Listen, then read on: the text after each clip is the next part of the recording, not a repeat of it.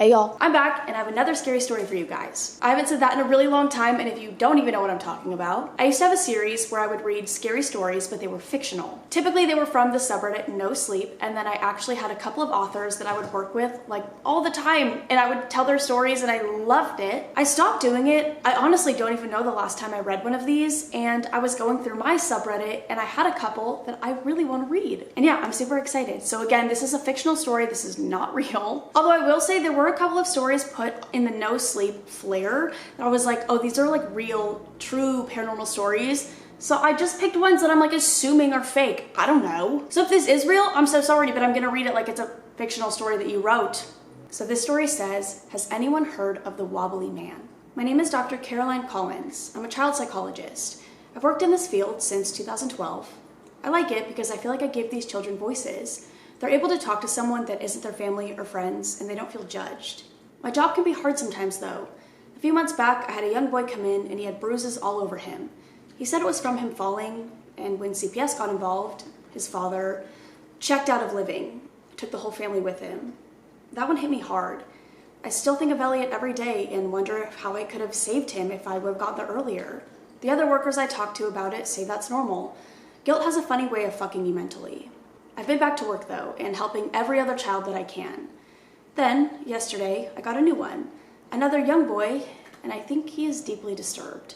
For the sake of this and patient confidentiality, we're gonna call him Jack. It all started when Jack was dropped off at my office this morning. He was covered in dirt and scrapes and looked horrible, if I'm being honest. Clearly, he had been through a lot the night before. He was escorted in by two policemen, both having a complete look of horror on their faces. We placed Jack in my playroom, and I stepped outside to talk with the officers. I looked at the one officer's badge. It said Kelly. The other said Williams. This kid's been through hell, Dr. Collins, Officer Kelly said as he handed me his police report. Multiple deaths in a house fire. His entire family's gone pretty much. He continued as Williams strolled down the hallway to the vending machine where I had snacks for the kids. Dr. Collins, Kelly began. I stopped him. You can call me Caroline. We're going to be working together a lot, so let's skip formalities. He smiled. He looked good when he smiled. His dark eyes lit up and his dimples showed through his stubble. Okay, Caroline.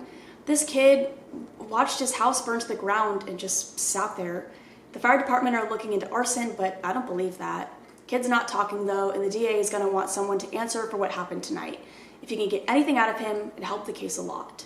Kelly and Williams left, Williams taking most of my damn M&Ms with him. Ugh. I walked back to the playroom and saw Jack sitting at the little chair in the corner of the room. I grabbed a stack of paper, crayons, markers, amongst other things, and went in the room. Jack didn't move. He didn't even look at me. Kept his eyes down to the floor. I sat down on the floor and slid a couple pieces of paper to Jack. Do you like to draw? I asked him. I like drawing. See? I drew a poor attempt at a unicorn, looked more like a flamboyant rhino, but it got a smile out of Jack. He picked up a crayon and started drawing. I asked him to tell me about him and his family through his drawings. Apparently they had moved recently because his dad got a new job. I'll try to link the pictures if I can figure out how to. I noticed in the picture he drew a shed. It was unsettling and sat at the back of the property. Next, Jack drew a family picture. It had his mom, Rachel, dad, Matt, brother, Dylan, sister, Allison, and dog, Teddy. But then he picked up a black crayon and started to scribble in the corner of the page. Then he wrote something and slid the paper over to me. I picked it up, and on the bottom of the page was a black, thin, spiky, man-like figure. It had scarlet red eyes and long, thin fingers. Scribbled above the figure, just like the names above the rest of the family, it read, the Wobbly Man. A shiver ran down my spine, and I looked back to Jack, and he's staring at me. I just smiled and then excused myself. I walked to the mini fridge and pulled out a juice box, and then walked to the vending machine, got a bag of chips and some candy, then walked back into the room. Jack was asleep. It was so late when Kelly dropped him off, he was probably exhausted. I'll let him sleep for now, and then we will continue when he wakes up. I'll update you all when I can. The picture, though, it unsettles me, and I'm not sure why. Part 2. Hey everyone, sorry it's been a couple days. So Jack was taken into foster care over the last couple days. I had Thanksgiving at the local diner here in town because my family lives on the other side of the country. Ordered my plate of turkey, stuffing, mashed potatoes and gravy, and a few other sides, and the nice waitress named Peggy swore that the pumpkin pie was to die for, so I ordered a slice of that also. I decided to look at some of the other drawings that Jack gave me before he left the other day. I asked him who the Wobbly Man was, and he just drew a picture with a blue square with the Wobbly Man standing in the middle of it. At the bottom of the page he had written, "He came to my window." What the hell? I've never read anything more creepy, but my mind considered something. What if the Wobbly Man was a neighbor or someone that had come to his window? Predators have done crazier things to get to their target. I was in the middle of my meal when someone sat down next to me. It was Officer Kelly. I guess we were both still on duty today. We had a nice dinner, and I asked him if he could investigate sex offenders that were close to where Jack lived. He said he would. While in the middle of eating my pie, Kelly's walkie went off, 1068 at 2468 West Monroe Street. I asked him what that meant. He told me someone had called the police at that location. He stood up as I began to dig around in my bag. I pulled out the sticky note. I knew it had sounded familiar. It was the address to the foster family Jack was staying at. I stood and explained this to Kelly. He agreed I should come too. I drove my car and followed him, and as he pulled up, there was a large black mark on the side of the windows on top of the house. It had been from a fire. The foster parents came outside to talk to Kelly. Apparently Jack had went to bed, and the mother woke up to the bathroom and smelled smoke. She opened the door and saw Jack by the window, a large fire in a small trash can near the window, and the fire had spread to the curtains, busting out the window and causing the scorch marks outside. I walked in and saw Jack sitting at the dining room table. He had dirt on his face and looked scared, like he was in trouble. "Hey bud, funny seeing you here," I joked, and he smiled. We talked for a little while. When I went back outside, I overheard the foster parents telling Kelly they wanted Jack moved. It being the holidays, it's going to be hard to find someone to take him. I didn't plan on doing much anyway, so I really butted in and said I could take him at least for the night and could try to call CPS in the morning. Kelly agreed and helped Jack pack the little stuff he had in a black trash bag. We arrived at my office. I felt like it would be inappropriate to take him to my apartment. Plus, I had a small pull-out cot at my office that he could sleep on, and I could sleep at my desk.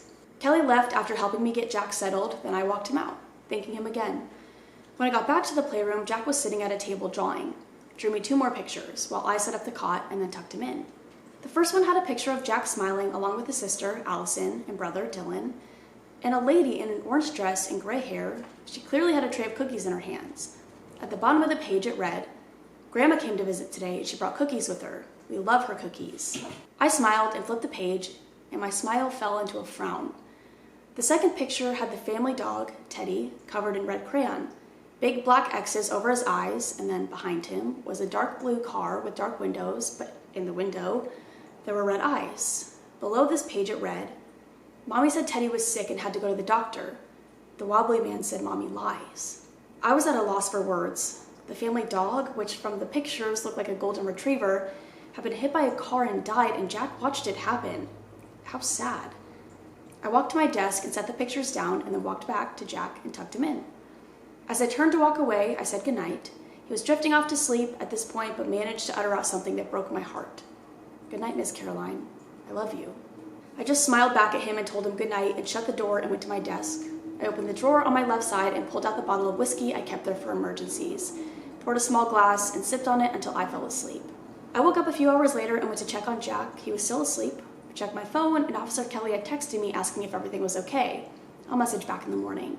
I decided to hop on here for this update real quick, and I'll try to update tomorrow when Jack wakes up. We do have a session tomorrow also, so hopefully I can get more of the story from him and finally figure out what all happened to him and his family and how he was the only survivor.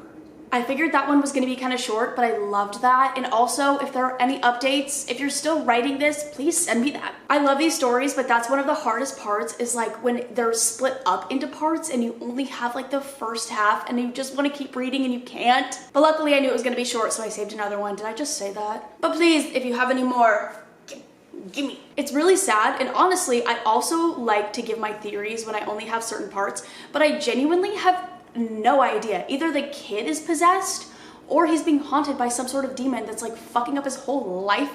I don't know. This next one is also kind of short. It says, "Why did you take me from this world so cruelly?" July 20th, 2006. A local family has reported their 16-year-old daughter, Emma Downs, missing last night. Emma was last seen around 11 p.m. saying goodnight to her parents, Lily Ann and Mitch Downs. Emma has medium length, medium brown hair. She also has green eyes and is around 5'3", 112 pounds. Attached to this statement is a photo of Emma. Please call the authorities if you have any information on Emma and her whereabouts. July 19th, 2021.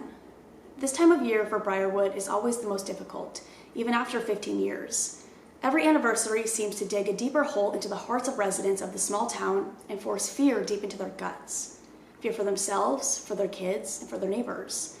The town has never healed from the loss of Emma Downs, and due to the length of time that has passed, it is only fair to assume the worst. Lillian and Mitch always have such hollow looks in their eyes, and that just furthers the sadness that lingers in the town. If only the town knew what was about to unfold. Within the safety of their home, they're free to mourn the way they do. They're free to feel the pain that has been building with them for 15 years. The phone has been ringing all day with concerned neighbors that are just showing their support, but their support isn't needed. No, it never was. And as the phone rings for what must have been the 35th time that evening, Mitch can feel exhaustion rising within his being as Lily Ann answers the phone. The voice she answers the phone with is not one she uses often. It is one that she uses when trying to fool people that she is okay. Lately, time has been taking a toll on her, the dark shadows under her eyes and the sunken look of them. It's a juxtaposition of her youthful-looking skin. She answers the phone with a simple hello, as she has been doing all day, far too annoyed for any proper or kind greetings. The voice she hears is enough to cause shivers to rush through her body. Her heart must have doubled its typical pace. Mommy, it's me, Emma. Lily Ann stays as still as she can, afraid someone can see the way guilt raids her body deep through her flesh, through her bones, before it finally makes itself at home within her heart. They say a mother knows their child when they see them. They can pick them out of a crowd within seconds. But this, whoever this is, cannot be her daughter. Mommy, are you there? Lily Ann's thoughts have become jumbled. They won't allow her to form a coherent thought. No, this can't be her. It can't be Emma. Her brain is screaming that line over and over. Her voice is aged, not like that of her baby girl, not like that of Emma. She can't find her footing. She feels as though she's falling. Mentally, she's kicking with her feet, only they aren't there. Her blood is ice cold, her mouth is full of cotton, and her own throat is choking her. Mom, can you hear me? It's me. It's Emma. The only thing that she can think of doing in that moment is hang up before she collapses to her knees on the floor. She's grateful for Mitch and the speed he reaches her at. She tries to tell him about the phone call, but all that comes out is choked Emma's. The phone rings again, and Mitch answers it abruptly, telling the caller now is not a good time, though a faint voice makes him stop before he can press the little red button to disconnect the call. Daddy, is that you? It's Emma. Mommy's being weird. Mitch feels his blood boil. Just as he's about to hang up, the voice on the other side becomes younger yet garbled. He knows the sounds, and he has spent the last 15 years trying to forget them. He pulls the phone away as a loud feedback rings through his ears. He puts the phone on speakerphone, and the screeching sound abruptly stops. He wraps his arms around his wife and promises her it's not real. They couldn't be delusional enough to believe that. Mommy, Daddy, why won't you answer me? Lily Ann cannot stop the tears that keep falling, and Mitch cannot stop the fear from coursing through his veins. Lily Ann hangs up the phone once again. A sudden banging on the front door draws them out of their silent, fear-filled state. The viciousness of the banging is contrasted by the soft voice on the other side begging to be let in. Neither of them make a move towards the door, even as the doorframe begins to rattle, nor when they hear an object hitting the door, and not even when they hear the sound of the door swinging off the hinges. What walks into the room cannot be their daughter. Whatever it is, looks like their daughter, except for the tear stains and purple throat. Her poor body is covered in puncture wounds and her hair is matted with mud and blood. No, this is not their daughter. This is their sin. Their sin that they committed together. The being stares at them before falling to the floor near their legs and whimpering one last question. Why did you take me from this world so cruelly? July 20th, 2021. Late last night, Lily Ann and Mitch Downs, the parents of the missing 16-year-old girl Emma Downs, were found dead last night in their home on the 15th anniversary of their daughter's disappearance. Police have stated that there were 2 separate suicide notes found on the property. Both notes had a confession of murdering their own daughter, Emma. The police are searching for Emma's remains in the location provided in the notes at this moment. Both Mitch Downs and Lily Ann Downs were pronounced dead on the scene. Both committed suicide with a single shot to the temple. The ending to the Emma Downs story could not have ended any worse than it did tonight. We send our best wishes to the remaining family and friends of Emma, Mitch, and Lily Ann. May Emma rest in peace eternally at 16 years old. I hated that, but I loved it. I hated that. I kind of hated that.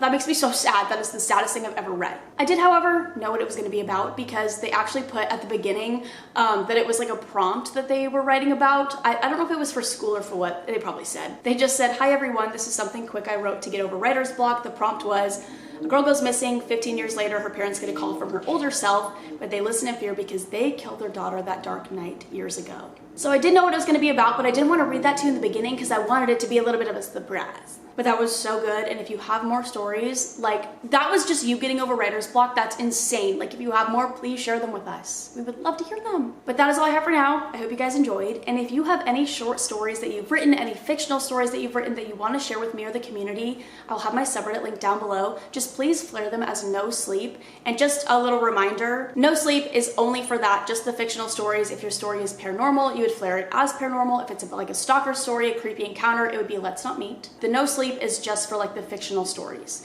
Well, sorry, I say fictional. The no sleep subreddit is like supposed to be like taken as real stories, but you know what I mean. I should probably just like flare it as something else, like just put fictional or whatever, but I think it's easier to just know.